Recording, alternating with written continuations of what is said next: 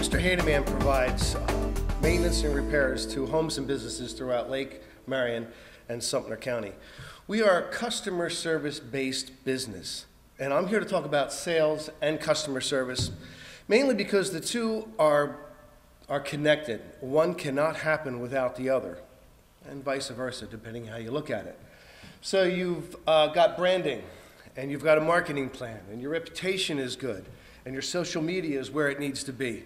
Somewhere along the line, you're going to go back old school and sit in front of somebody and talk to them. Hear, hear. Thank you. And what you're going to do is you're going to have to discuss with them your products and your services. But what we're going to do today is take the assumption that they know, because of all the other avenues, they know what your products or services are. And so what you need to do is learn about the customer.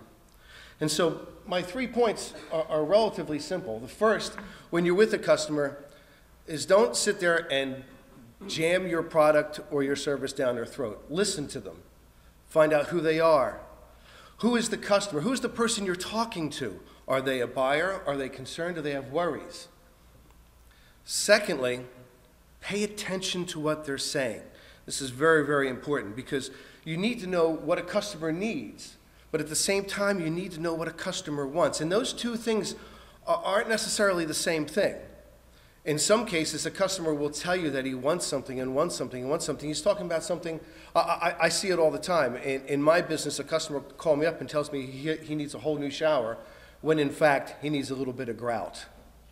So what you need to do is really interface with the customer and understand where that customer sits in his requirements in general, both wants and needs. Another thing you have to understand about the customer is, remember, in this particular case, you're dealing with people, and people have concerns, worries that are not necessarily related to your product. They're just worried and concerned about things. So understand what their worries and concerns are and how you can alleviate them with either your product or service, but basically just interface, learn your customers. Most importantly, for number 2 in paying attention, is try to figure out how to be effective for your customer. It's really important. A lot of times, you have a customer, oh boy, I got a customer, isn't this great? And you blindly follow their lead and find out what they want. You don't necessarily have to do that. You have to understand what their request is, and you have to work with the customer. You have to respond, and most importantly, consult with the customer and understand that your products and this customer need to match and need to match well. Otherwise, all that other stuff falls apart because you sold them something they didn't want. And finally, it says, ask for the business. Now, that doesn't mean, well, can I have your business? No, what it means is, let the customer know that you're there for a purpose. Let the customer know that you're not wasting his time. It can be something as simple like, how many do you need? Or when can we get started? That's the one I use all the time. If I'm talking to a customer and they need a project done, when can we get started? I want your business. I want to work with you. I want to help you out. Of course, the other thing that you have to understand is that's why you and the customer are together.